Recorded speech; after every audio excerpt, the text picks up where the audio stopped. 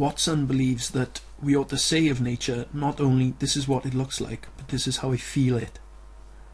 Urry shares this view when he states, emotions are intimately tied into place. There is a growing recognition that emotions are crucial in our understanding of place. As Vittoso et al. State, as a new century begins, attention to affect and emotion has been recognized as an essential impact of any study of humankind. Wood and Smith claim that it is through emotions that we literally make sense of the world. Smith comments, "This place affects me more than I can say. Springs do in some sense speak to me. They affect me, move me, altering my understanding of my relations to my surrounding environment." Davidson et al. Comment, "Emotions are never simply surface phenomena. They are never easy to define, not easily observed or mapped, although they inform every aspect of our lives. Given their importance, I tried to uncover some of these emotional experiences associated with nature." These emotional encounters with nature were explored in a telephone interview with a fishing enthusiast who lives in my hometown. 40-year-old Stephen Phillips regularly fishes in a privately owned large pond between Baither and Tonnereville, around 3 miles from Llantrisant. The owner of the land lets Stephen and a small handful of others fish there. The land has no official name. Instead, they all know it by its nickname, Narnia. The fact that they even call it Narnia speaks for itself. In C.S. Lewis's books, Narnia is a place where humans are not native. When asked why they call it Narnia, Stephen explained to me, "When unless you know about it, you're never going to find it. We're tucked away right at the end of all the back lanes, see? You'll never get disturbed there." When asked why he likes to fish there, Stephen replied, "I can just switch off the phone and relax like. I'm on call 2 weeks on and then 2 weeks off, so I can just go there on the weekends I'm not, and just go into my own little world like. It's nice being up there, you know." My best friend explained to me why he loves to fish. "Well, it is relaxing like, but for me I just love to catch. You get a buzz off it. I always have." Anderson argues that even by simply recreating in nature, humans have the effect of recreating it. Thus, despite this dominant perspective bordering nature as somehow outside culture, we can see that through practice nature becomes thoroughly imbued by culture. Culture and nature are irrevocably intertwined.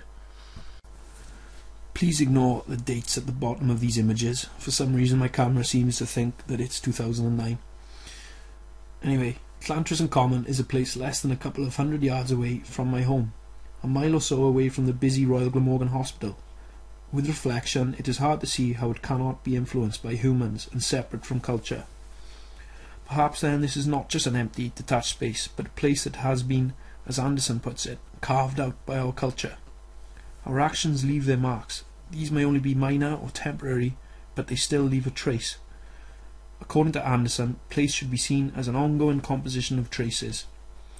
Whilst walking through Llantrisant Common, it becomes evident that this is not a wholly natural place. Benches are littered around the area for use by humans. Tracks have been grooved into the ground by human and non-human use. Some fences are visible, with signs instructing us humans where to go. A rusty old bike lies abandoned on the edge of a field.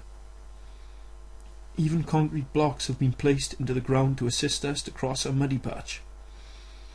These traces show how nature and culture are entangled with one another. Llantrisant Common is intentionally protected.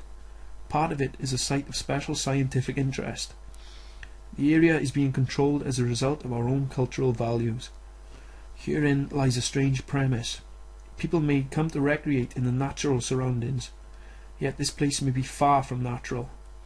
The question arises then, is it really nature if it's being protected? Sack believes that place refers to something we humans make. A place is made when we take an area of space and intentionally bound it and attempt to control what happens within it through the use of implicit and or explicit rules about what may or may not take place. This bounding of rule making leads to the creation of place at any scale, from a room to a nation state. As Anderson points out, it's not only humans that construct place, but non-human actors too. This photograph shows my dog marking his territory, quite literally leaving his own trace. According to Castry, if we want to know what nature is and why we value it in the ways we do, we must look not to nature itself, but to our ideas about nature. In other words, it is our ideas about nature that frame our understanding of the real thing. According to Proctor, there certainly is a nature out there, but we cannot say anything more about it without relying on human modes of perception, invoking human conceptual apparatus, involving human needs and desires. In short, when we speak of nature, we speak of culture as well. Cronin shares this argument. He comments, "This is not to say that the non-human world is somehow unreal or a mere figment of our imaginations, far from it. But the way we describe and understand that world is so entangled with our own values and assumptions that the two can never be fully separated." Many theories have been suggested in the debate over the concept of nature. Some theorists suggest that we now live in a post-natural world, with theories such as actor network theory becoming influential. Others maintain that humans and nature remain ontologically separate and distinct. It is clear that there are numerous contrasting ideas concerning the concept of nature. And Castry states, "Far from having put the idea of nature to rest, critical geographers still have important things to discover and say about it. Through adopting a culturally geographical approach to place, I have been able to see firsthand how places are an ongoing composition of traces. Even the place of the fields and woodlands near my home, that I always deemed to be natural through the cultural context I was brought up in, can be seen to be a combination of human and non-human constructions."